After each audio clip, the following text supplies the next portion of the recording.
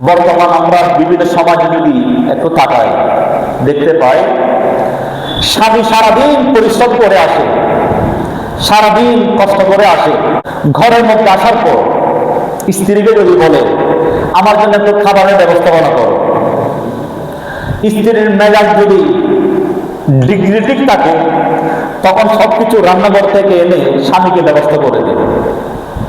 কোনো কারণে যদি মেজাজ ঠিক না থাকে তখন সেই স্ত্রী স্বামীকে বলে আপনাকে এই খাবার ব্যাপারটা আমার কাছে নাই, রান্নাঘরে সব রেডি আছে, নিয়ে খান।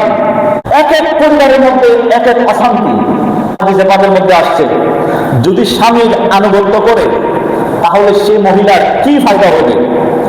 বিশেষ করে মুসনাদে আহমদের মধ্যে একটা হাদিস শরীফ আসছে, ইযা সাল্লাতিল মারআতু খামসাহা, যখন কোন মহিলা কোন স্ত্রী 5 ওয়াক্ত নামাজ পড়ে, ওয়া সামাত শাহরাহা, এবং রমজানের ফরজ রোজাগুলো আদায় করে, ওয়া আতাআত বালাহা, এবং স্বামীর আনুগত্য করে, স্বামীর হুকুম পালন করে, ফাল তাদখুলি মিন আইয়ি আবওয়াবিল জান্নাতি শাআত, আমার নবী ঘোষণা দিচ্ছেন দুনিয়া থেকে যাওয়ার পর সেই মহিলাকে একটি জায়গার মধ্যে রাখা হবে।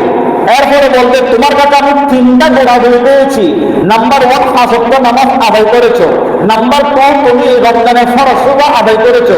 নাম্বার 3, তুমি তোমার স্বামীর হুকুম পালন করেছো, স্বামীর খেদমত করেছো। এখন তোমাকে এই জায়গার মধ্যে এনে দিলাম, জান্নাত 8টির মধ্যে তোমার যেখানে মন চাই সেখানে প্রবেশ করো, দরবাটা নেই, যেদিকে মন চাই সেদিকে যাও। এই 3টা গুণাবলী একসাথে পাওয়া যায়। বর্তমানে দেখবেন প্রায় পরিবারের মধ্যে স্বামী বলেন, স্ত্রী বলেন, ছেলে বলেন, মেয়ে বলেন, নামাজ কালাম ছেড়ে দিয়েছে। একটু খারাপ লাগতেছে, নামাজ আদায় করে না, কিন্তু আপনি ট্যাবলেটটা দেন, মোবাইলটা দেন, মোবাইল চালানোর জন্য ওনার শক্তি থাকে, ওনার সামর্থ্য থাকে, তখন চোখের মধ্যে ঘুম আসে না, তখন অলসতা তাকে গ্রাস করে না। যখন নামাজ পড়ার কথা বলবেন তখন বলবেন আমার শরীর খারাপ লাগতেছে। আপনি মোবাইল টিপতেছেন, মোবাইল ব্যবহার করতেছেন, তখন খারাপ লাগে না, আসবেন নামাজের সময় খারাপ লাগে। এই বিষয়ে আমাদেরকে 3টি পদক্ষেপ নিতে হবে। যদি কেউ ইচ্ছাকৃত নামাজ না পড়ে তখন তাকে প্রথমে বুঝাবেন নামাজ পড়ো, পবিত্র কোরআনের সূরা নিসার আয়াত দ্বারা এটাই প্রমাণিত। প্রথমে বোঝাতে হবে, সে কথা শুনছে না, বিছানা পৃথক করে দাও, কথা শুনছে না, এরপর হালকা প্রহার করো। এই 3টির মাধ্যমে স্ত্রীকে লাইন আনতে হবে। স্বামী যদি শরীয়ত বিরোধী কোনো হুকুম দেয় এগুলো পালন করা যাবে না। স্বামী যদি বলে বর্তমানে আধুনিক স্বামীদের মতো যে আমি আমার বন্ধুর বিয়েতে যাচ্ছি, তোমাকে আমার সাথে যেতে হবে, সাজগোজ করে নাও, সাবধান, ওখানে সবাই বিএসি ক্লাসের মেহমান, ওখানে তুমি গ্রাম্য মহিলাদের মতো বোরকা পরে দেখবা। বর্তমান নাকি বোরকা পরে পর্দা সহকারে চলাফেরা করা এটা নাকি গ্রাম্য মহিলাদের অভ্যাস। আধুনিক মহিলাদের অভ্যাস হচ্ছে তারা একেবারে স্বাধীন, যেমন ইচ্ছা তেমন পোশাক পরে চলাফেরা করবে, এটা নাকি শহরের মহিলাদের স্বভাব। আরেক বর্ণনার মধ্যে আসছে, আমার নবী ইরশাদ করেন আল মারআতু আওরাতুন ফাইদা খারাজাত মিন বাইতিহা ইস্তাশরাফাহা শাইতান, মহিলারা হলো গুপ্তধন, যখন তারা ঘর থেকে বেরিয়ে পড়ে তখন শয়তান তাদেরকে দখল করে নেয়। বর্তমানে দেখবেন, আমি প্রায় সময় বলে থাকি, বর্তমান বিভিন্ন কমিউনিটি সেন্টার যেগুলো আছে, এই কমিউনিটি সেন্টারের মধ্যে যত বিবাহ অনুষ্ঠান হয় আমি মনে করি এগুলো এক একটা জাহান্নামের টুকরা। যে আমি ব্যক্তিগতভাবে অনেক বিবাহ শাদী বাদ দিয়ে ফেলি, যেখানে একেবারে না গেলে হয় না ওখানে গিয়ে দেখা দিয়ে চলে আসে। ওখানে এমন পরিস্থিতি, ওখানে ঢুকার কোনো সুযোগ নাই। বিবাহের মধ্যে বর পক্ষ আর কনে পক্ষ, পুরুষে যাচ্ছে ঠিক আছে, মহিলারা যে পোশাক নিয়ে ওই কমিউনিটি সেন্টারে যায়, পাশাপাশি স্টেজে ওঠার জন্য, একটু ছবি তোলার জন্য যে পরিবেশ তারা সৃষ্টি করে, ওখানে অন্য কোনো পুরুষকে যেতে পারবে? যদি বলে না আমাদের এই বিয়ের মধ্যে আমরা কোনো বাইরের পুরুষকে আসতে দেব না, তো যিনি ক্যামেরাম্যান উনি তো পুরুষ। আমার নবী বলতেছেন তোমরা তোমাদের স্ত্রীদেরকে ঘরের মধ্যে রাখো, পর্দার মধ্যে রাখো। কেন?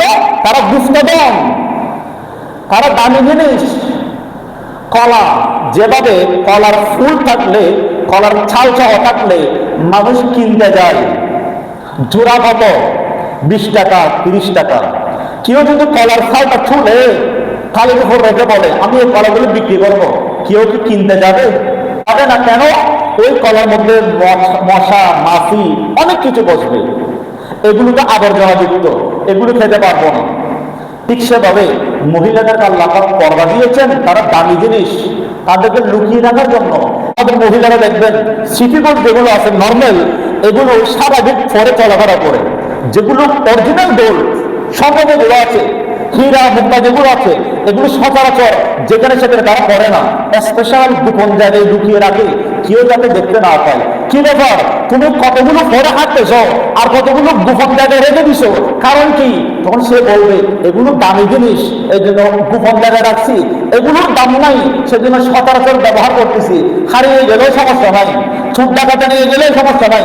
আচ্ছা, আপনি আপনার সম্পদের ক্ষেত্রে, হীরা হারের ক্ষেত্রে, চুরির ক্ষেত্রে আপনি দামি জিনিসটা কিভাবে গোপন জায়গায় রাখতে হয় এই মাসেরাটা আপনার বুঝে আসছে।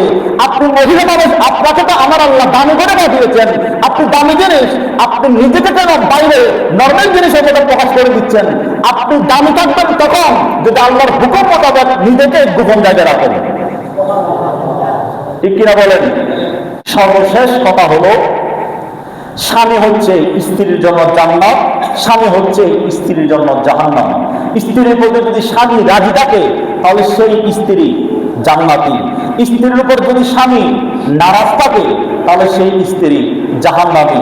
হাজার ইবাদত করলেও কোনো কাজে আসবে না